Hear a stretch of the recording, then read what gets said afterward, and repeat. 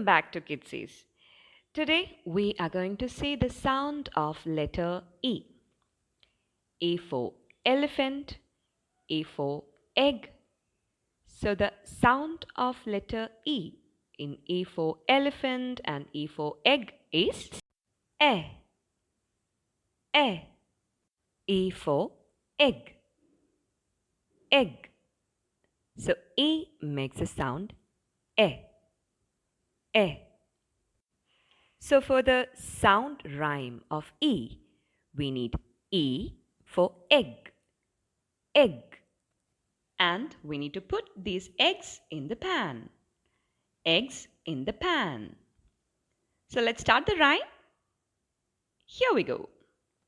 Eh, eggs in the pan. Eggs in the pan. Eggs in the pan. Crack the egg like this. With a new segment, we'll meet you again in the next session. Thank you all for joining and see you again in the next session. Bye bye, everyone, and take care.